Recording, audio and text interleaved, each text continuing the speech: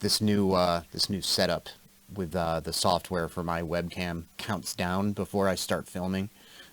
It's so anxiety inducing, man. I'm just like, don't put the pressure on me. I'm just filming a video. It's not a big deal. I'm monetized, but I don't make any money doing this. I just talk about CDs. It's who cares, you know? Stop, Mr. Camera.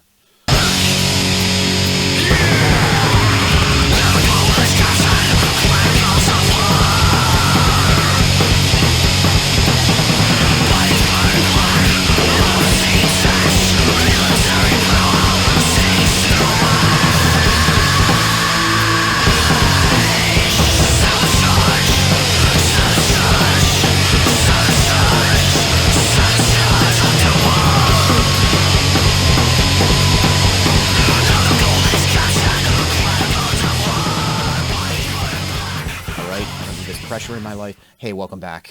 You're at Ground Zero Salem with Pat. So as promised, I was gonna do another video because I have a big old stack of CDs I want to talk about from my listening file pile. Gonna put them away. They've been up in my Dropbox being spun at work for the past month or two. I got a bunch of stuff that's also from 2020. I figured I wasn't gonna do like a top 20 or top 10 even of 2020. I know I mentioned a bunch of my records casually that I liked from this year. There are some omissions that I completely forgot. Whatever, you know, that Glorious Dead LP's at the top, the Worm LP, some other stuff like that Rope Sect is really good. Martha, if that's how it's correctly pronounced. Horror Vacui. A lot of good records came out this year. I got some other 2020 releases I want to talk about. A few of them are real burners. There's a few that I'm kind of meh about. Just to wrap up, looking back on 2020. What a year it was. We don't really need to get into that. Yeah, also, I'm having... see, right now I'm having something that's telling me I may be having performance issues. So that's good. Thanks for letting me know, camera.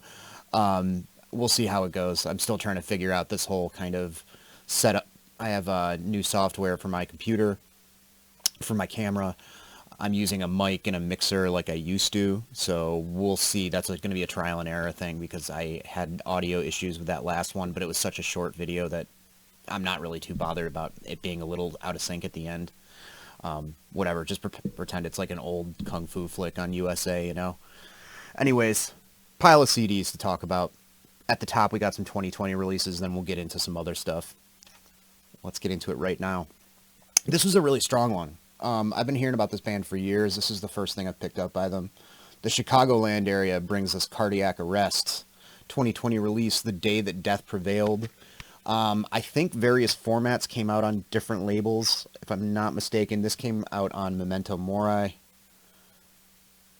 And it's really just great fucking American Midwestern death metal. Reminds me of the Faster Cyanide stuff, which makes sense, you know, locale and all that. Not trying to be any specific era or, you know, technically dizzying or anything like that. Just straightforward, fucking rip your spine out of the middle lumbar region of your back. Fucking brutal, but brutal in the true sense, not brutal in the re-re sense. Death metal, fucking great stuff. Very, very good record there. Cruthu. I really like this band's debut from a few years ago. Michigan band. I heard about them because Marty was talking about them. He was distroing their LP. This is their EP, which is in Gaelic, so I'm going to destroy it. Athru Cruha. Very much in the style of their debut LP. It's doom with a very strong sort of Celtic influence. Got sort of some like almost Tin Lizzy-ish kind of riffing going on. Kind of soulful doom vocals that... I mean, I can't really compare the guy to anybody specifically. They've got a certain baritone sort of timbre to them that's really, really nice. Great, like, snaky kind of Irish-inspired sort of riffs. And, oh, yeah, nice little note, too. Thanks for the support, you rule. No, you rule, Dan, Matt, Ryan, and Derek in Cruthu. Thanks, fellas. Then we got a pleasant surprise for me. I just kind of bought this on a whim. The new Benediction CD, Scriptures. I don't know what kind of supplements Dave has been taking, but if you listen to some of the later Benediction stuff he was on, he kind of lost it. He was doing kind of like a crusty sort of yell. Sounded more almost like hardcore vocals, which is fine. especially because some of those records kind of leaned in almost kind of a punkish direction. But this is back to like straight up UK death metal, just no punches pulled, you know, like very fast but not all blast ridden necessarily. A lot of thrash beats and stuff like that. Short, quick, to the point songs. For a while I was listening to Dave's podcast, and I noticed it was a lot of like reaction to different music and albums and stuff that him and his buddy would listen to. And I noticed that he was a very much like shit or get off the pot kind of guy as far as like liking quick, effective songs. And that definitely shows with this. Like, this is all like their classic style from their first couple of records, just to the point, you know, fast death metal stuff, not too fast, not too brutal, just catchy, punchy stuff. You know, if you like the death metal-ish Napalm Death stuff and Bolt Thrower, it's along those lines. Cancer, you know, all that kind of shit. Great stuff. Then the Skeleton self-titled. This came out on 20 Buck Spin. Austin band. Kind of reminds me of like Cadaver Inc. meets Aura Noir. It's sort of black and thrash with some punk elements. Really cold sounding, and it's weird because the influence kind of fades, but I get sort of like an odd like post-punk like Killing Joke thing early on in the record that doesn't seem to be prevalent on all the songs. It's really fucking good. Not too much stuff sounds like this. I mean, it's in the universe of kind of like punk black metal with some death and thrash touches, but really fucking good. Catchy as hell. Then we got the Molder CD that came out this year, Vanished Cadavers. This was on Goat Throne Records. I heard a lot about this stuff. I had this band's EP from 2018 or 19, I think. This is fine. I don't dislike it. I think I'm just kind of worn out on the style, unless it's one of the original masters that's playing it, you know. It's very much like an Autopsy, Asphyx, but like the faster moments from those bands, not so much of the doomy stuff. Yeah, the strong Autopsy kind of influence, very like kind of horror movie, you know, caveman, knuckle dragging, simplistic sort of death metal stuff, which I'm just burnt out on. So it was catchy, well written. You know, I listened to this Christmas Eve when I was wrapping presents in with headphones for a good like full listen of it, and it's fine, but left me kind of feeling a little lukewarm, you know, and that just may be where my tastes are heading. You know, I've kind of burnt out on this stuff, like I said. Benediction doing Benediction their best is kind of a different story, you know what I mean?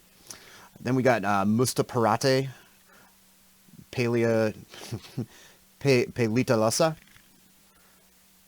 This is more Southern European goth stuff. I used them for an intro a little while back. Look at these guys. So fucking cool. It's very synthy, but also pretty punk. Came out on Cleopatra. Let's see. Are these guys from... Hold on. I'm seeing a lot of umlauts. They might be Finnish. I said Southern European, right? Let's see. Let's look this up in real time. What a stupid American.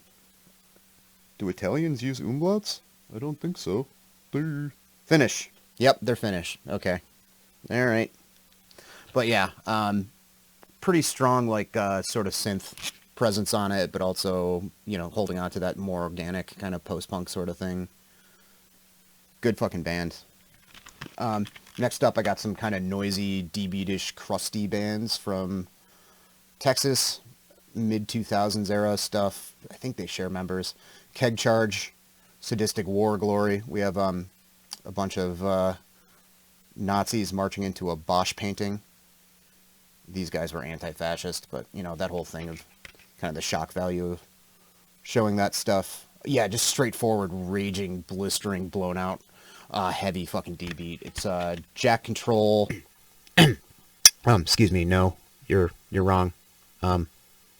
Jack Control was in World Burns to Death and Severed Head of State. The guy you're thinking from Spasm 151 is Texas James. This is me from the future. From Spasm 151 and some other dudes. I think a guy from World Burns to Death. Don't remember for sure and didn't research. I stayed at the house that Jack lived at in Texas. I think it was 2002, 2003. And just as this band was starting, they played a house show like in the living room, and it was a lot of fun. Total bedlam. Then you've got World Burns to Death with The Sucking of the Mistlecock. This is definitely gonna cause some kind of demonetization, I'm sure. Won't show this for too long. But yeah, it's, I mean, there was a lot of anti-Bush sentiment, you know, during the mid-2000s. The whole weapons of mass destruction, sending tons of young men and women to die on a lie in the Middle East, you know. But there wasn't as much, like, as there was, like, anti-Reagan stuff in the 80s. You didn't see too much of, like, Bush's face lambasted all over stuff. And when you did, it was like, okay, no effects, like, sure. But these guys actually kind of made it feel like a Reagan-era type of thing, like real extreme dystopian kind of stuff. And so is the music. I mean, a lot of it is straight-up raging D-beat, but they get into some kind of interesting, slowed-down rhythmic approaches and breakdowns and stuff like that. Gets real, like, weirdly jarring and, like, nightmarish and noisy. Really cool. Then you've got Nasty Savage, Penetration Point. I had some penetration points on Amazon, and I said to myself, all right, I got all these for getting my gifts there. I'll pick up this. This got reissued on Rotten Records. Came out in 89. I don't know when the reissue was. Maybe, probably in the 2000s at some point. But I listened to that Jeff Wagner podcast, and I remember them really talking up the records after this, because they're pretty weird and technical. And this is, like, you know, I mean, I'd say at least, like, Coroner level as far as, or Dark Angel as far as, like, technical thrash goes. But, and it has been said, I don't know whose idea I'm stealing by saying this, but it has been said that it's kind of like you had the singer who probably had one vision and the guys in the band that had some other ones. Nasty Ronnie, the vocalist, was a professional wrestler, so there's, like, wrestling themes all over everything, and he, like, power bombed people on stage. This is dedicated to the memory of Bruiser Brody, you know, but then you have this, like, really weird, proggy, forward-thinking, like, technical thrash underneath. But with this, they're less exploratory. It's just kind of more, like, straight to the point sort of thrash, but still, like, weird-ass riffs. So, like, the second DBC record, you know, if you like that kind of stuff. This came up in discussion, that collaborative video that I did with Jason and Eric. This is the No Hope for the Kids, self-titled. I picked this up on CD. Accidentally bought two, so Jason's getting one of them. This band was great. Copenhagen, Denmark.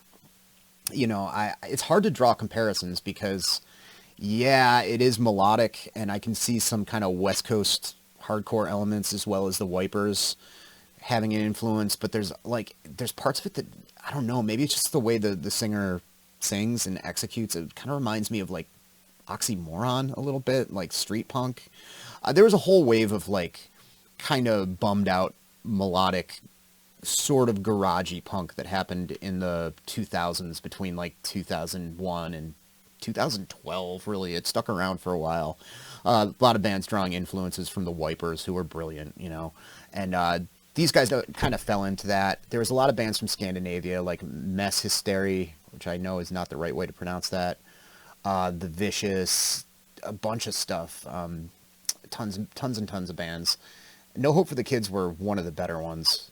You know, a lot of the bands got a lot more, like, kind of garage leaning. No Hope for the Kids were like firmly punk rock, and also, like, super catchy and kind of sad in a way. Very good. Sad sounding, rather. Then I got the No Security Mass Control 86 to 93 compilation. Kind of paid an embarrassing amount for a new CD, but I really wanted this. Lots of stuff you couldn't find elsewhere from this Swedish band. Let's see. The split with Doom, the split with Cruel Maniacs, Crocodile Stink, Telesterna, Valve. I'm not even going to try to pronounce that. A band with Valve in it. Yeah, No Security. Awesome Scandinavian band. Great hardcore. You know, keeps that kind of Scandi tradition of, like, fast and loose and really distorted at some point, but they get kind of tight and thrashy here and there too. The songs from the split with Doom are classic. This is the OBI strip that I just kind of threw in the front there because I didn't want to lose it. Cool artwork for that. You know, I paid over 20 bucks for this, I'm not gonna lie. Because I wanted all this. A lot of the stuff you can't find anywhere, and I just wanted it compiled. 4 brand new songs, which, you know, keep up with the old stuff perfectly. Great. Then we got this Atlas Shrugged. This really stands out from everything else I'm talking about. This is a New York area band that sounded a lot like a lot of the, what was considered like screamo at the time, or post-hardcore. All that kind of Gravity record stuff, and bands like Millhouse, you know, the kind of discordant, jarring kind of hardcore that was the thing at the time. I had a big phase with this a few years ago where I was talking about bands like Merrill and 1.6 Band and stuff like that. Atlas Shrugged was kind of in that, and kind of had like also a little bit more NYHC, like a Burn lean, you know, even though Burn were pretty forward thinking for their time too. Yeah, cool band.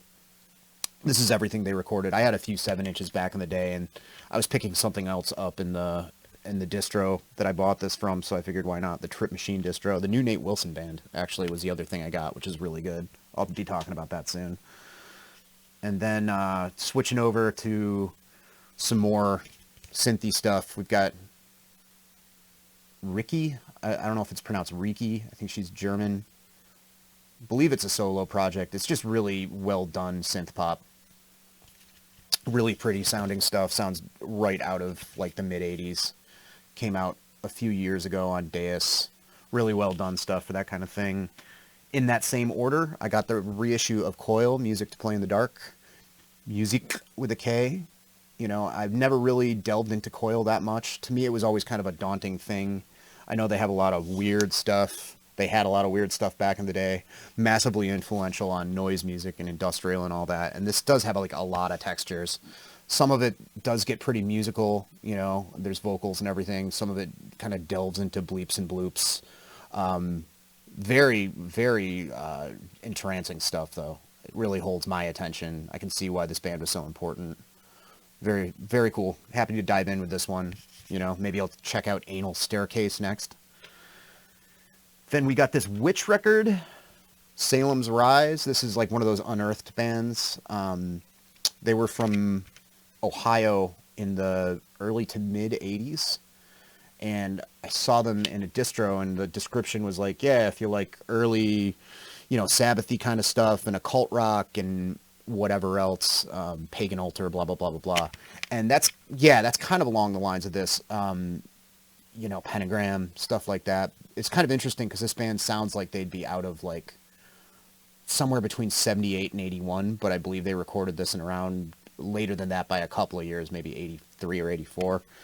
And it definitely sounds like something that might be more from anywhere but the Midwest. You know, it could be Britain, it could be like maybe East Coast, but it's really good hard rock with some pretty cool occult themes, kind of more soulful. Like I wouldn't expect, like, this does not have like the pagan altar like kind of nasally proto metal thing. It's more of like a soulful, like almost kind of AOR vocal approach there, Barbecutioner. So maybe check this out if you haven't already. Probably have. This was discovered and like remastered and stuff by Reaper from Reaper Metal Productions. They found a copy of this sealed, and it got ripped directly from a really nice, they even listed like what kind of cartridge they used and everything to rip it, which I thought was cute. Also, speaking of that, look at the shenanigans there. We got a dude dressed like a Chippendale, another guy wearing a Jamiroquai hat. They're just having a good old time. Yeah, the chorus to Medusa is one of the Lady Medusa in this is one of the funniest things ever. I might just throw a clip down if I'm feeling froggy.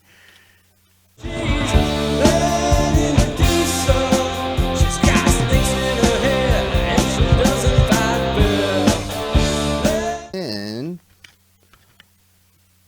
picked up some stuff from Earache, so I got this Hour 13 CD. This is the one they put out on Earache, 333. Last one they did, last proper full length, I believe. I like it a lot. You know, it's all Hour 13 is good. The self-titled, the first one's my favorite. Ritualist is great too.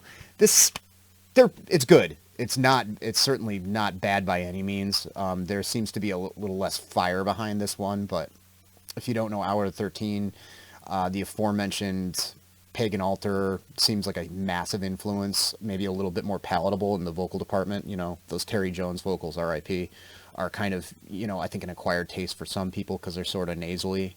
Phil Swanson's vocals are just straight up soaring, you know, melancholic trad doom vocals. He's very, very good at what he does, and this project was one of my favorites from the time of that style. 333 on Earache. When did that come out? Like 10 years ago or something now, right? 2012. Time flies. Then this just recently got reissued. This is the Sacramentum, Finis Malorum, on Vic Records. So their first EP, some cover tracks, the Fedes Emporium demo, and then their earliest recording. I like Sacramentum a lot. I like a lot of that hyper melodic Swedish black metal or black death, whatever else you want to call it, stuff that's kind of in the vein of Dissection. There's a handful of bands that are really good, that I dig. Unanimated, you know, stuff like that. So this is like the earliest EP from Sacramentum, and it's pretty vicious. The melody is there from the get-go, but it's snarling and angry and you know, kind of rawly produced compared to their full lengths and everything. And then you have Merciful Fate cover, Black Masses, and then the Curse / Antichrist from Sepultura. That's an interesting sounding cover. It's cool. Then their demo, which is a lot more like, you know, lower end kind of death metal sounding, a little bit more like Stockholm influenced, really good type of shit. I back all of it. Sounds really good. Then I got a couple of Celtic Frost CDs. Mario sent me this one because he was like, have you ever gotten into Vanity Nemesis? And I'm like, I've heard it. I have that compilation that came out when they reissued everything that's got like 3 or 4 tracks. You know, I've liked what I've heard, but I would never really got into that record. I had that Parched with Thirst, Am I Dying LP as well. That compilation, I think that has some material from this. And I also have Monotheist, which, you know, I listened to a bunch of times when it came out. I think I downloaded it and just kind of forgot about it.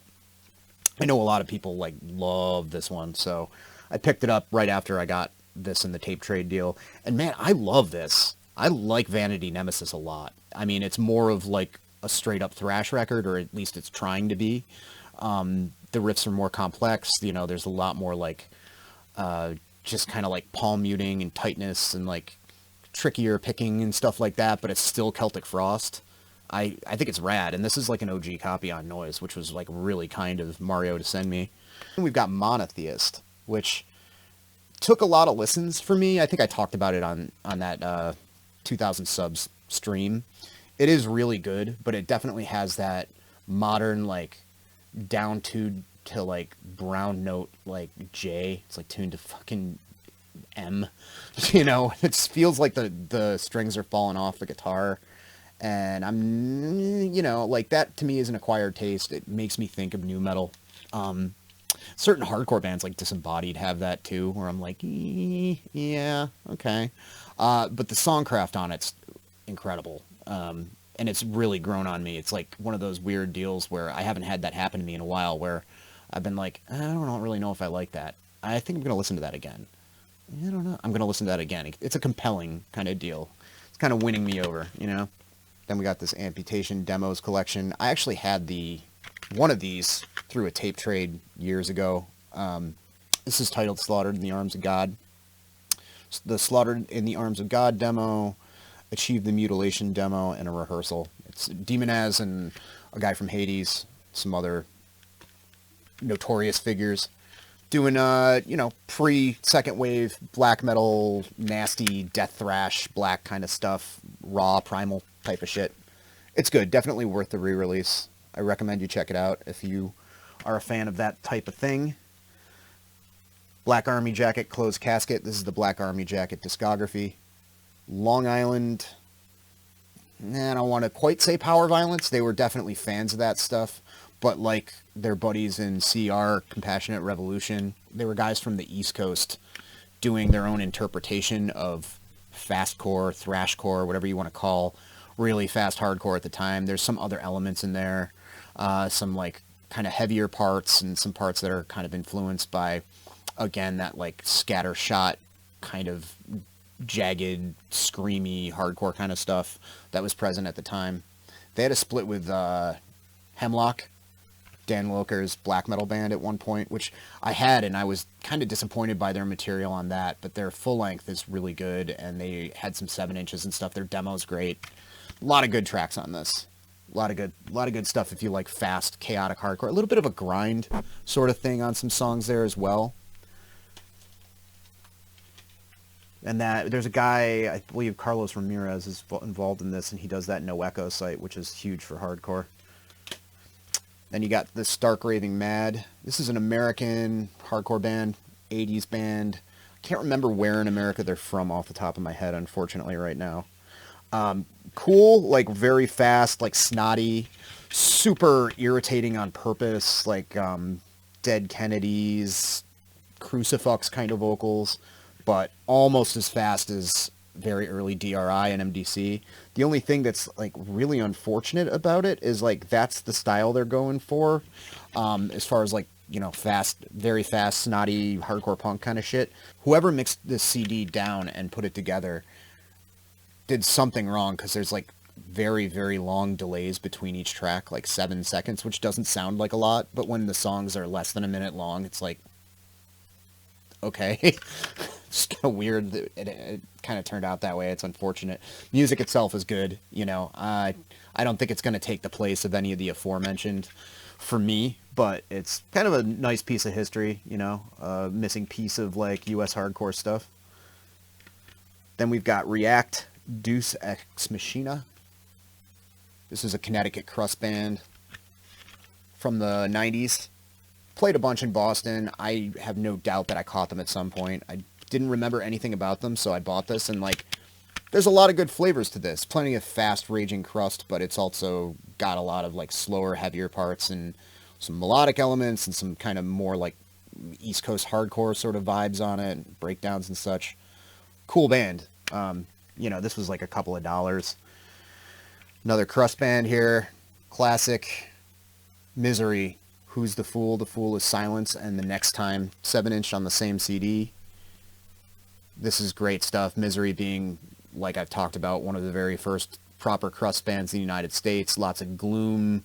Lots of foreboding, like kind of shadowy riffing. You know, definitely a strong Amoebics influence, but also can like leap into almost like street punk Partisans Blitz stuff, but with like a heavy clanging crusty bass over it. Fucking great band. Great band. Got back together and did some stuff not that long ago, an EP that was really, really good as well. This I bought just because Ben and Matt seemed to talk about this band and speak of them highly. I got the first full length on cassette not that long ago. This is a reissue of the Troll demo, which was also released as an EP, I believe. This is a nice like digibook. Trollstorm over Knittingjov. God bless you. Yeah, I mean, this is like synthy, kind of orchestral, it's almost commercial 90s Norwegian black metal stuff. But it's awesome. It's really good. I like the keyboards. The keyboards have this like sort of like cutting through all the raspiness of it kind of thing going on, and it's enjoyable for sure. I think I'll wrap this up. I have more stuff I could talk about, but I'm getting tongue-tied and tired here. We got DS13, Killed by the Kids. We talked about this. This is like one of the bands that came up in discussion during the International Hardcore update with Eric as well. I saw this as part of a lot on eBay for cheap, and I was like, oh yeah, I didn't like that record that much compared to their singles, but I'll check it out again. And it's true, like the songs on it are great. But man, there's something about the guitar tone on this that I still, to this day, I mean, I was disappointed by this whenever it came out, like 2001 or something like that. And the songs are still good, and it's got that great Pusshead cover art. But man, it's like not distorted enough, but like brick-walled sounding, like abrasive, but like garagey, like combo amp kind of guitar tone. It just drives me nuts. The songs are great though. Really good songs. Got a few reissues from the Crypt here. Got Gasp. This is kind of surprising, just because the Crypt doesn't usually dabble in stuff like this, but this is like a West Coast band that played with a lot of the Slap-a-Ham groups, like in the early 90s. Sort of sludge, sort of power violence. Very heavy. It's got like a certain early Neurosis feel, like Pain of Mind era, but it's not all slow. There's some blasting. You know, it could comfortably sit next to Grief as far as the slow parts go. It's really, really good. It's a demo that they did, and I think that's all that they did. It's they do a cover of Outbreak of Evil on it, which is cool. There's a song called Meth Lab Fire on it as well. Good combo of dudes there. You got anti-sect shirt guy, flannel shirt guy, metalhead that's bummed and doesn't want to look at the camera. Cool. Good shit. Then we got this Hades, Resisting Success. I always heard about this band, you know, not to be confused with the almighty Hades from Norway or whatever. They had to change their name to something like that. I know that. This is the Hades, the thrash Hades from New Jersey from the early to mid 80s. It's pretty good. It's very accomplished musicianship wise. The vocalist is great. He went on to sing in Watchtower, like I said. Something about it doesn't stick with me, though, for whatever reason. I mean, I might warm up to it. Who knows? It sounds like an Anthrax that are taking themselves really seriously and not singing songs about Judge Dredd to me. And that's fine. I'm okay with that. Kind of political lyrics, which is cool, you know. But also, I feel like I should spend more time with the bonus disc that has demos going back to like 82, 83. They have a song called Demolic, too. That's interesting. But yeah, I like that primal, we're not quite thrash metal yet kind of vibe from, like, you know, Kill 'Em All and Killing Is My Business era stuff, so I should spend some time with those tracks too. Then Disabuse, Sorrow and Perdition. Netherlands, like, it's branded as crossover, but it's almost like straight up thrash to me. Really, really violent, fast, quick thrash, like, and definitely leaning on more of a Teutonic kind of thing than an American thing. But really fucking good. Just snarling, very fast. Sounds pretty ahead of its time, like production-wise, and how extreme it is. It's from 89. Half of it anyway, the Sorrow and Perdition EP, and then there's several tracks that are new on it from a release called Remains from recently, and it's almost like a completely different sound. Not terrible, but definitely not as like high energy as the 87 release. But what are you going to do? Then the Devil's Blood, Thousandfold Epicenter. We'll wrap up with this one. Remember Occult Rock? Remember that whole thing? This band was like one of the bigger bands from that style, one of the better ones. And this record holds up. I just never got around to buying it back in the day. Yeah, like, you know, strong, like Fleetwood Mac meets Black Sabbath, you know, groovy kind of thing. Band did it probably better than most, other than maybe Jex Thoth, but I think they were in like a league of their own, really. But yeah, this record's awesome. That's it. Yeah, I gotta edit the crap out of this. I'm getting hungry, getting cranky. You know, I gotta fix things up. I hope the rest of you, though, I hope y'all have a great week, regardless. I'll be back with probably more CDs to talk about next weekend. Got to resurrect Subgenre Wars, I think, next. I think that'll be my next big project, so look forward to that. Who knows when that'll happen. We'll see. Have a good week. Bye.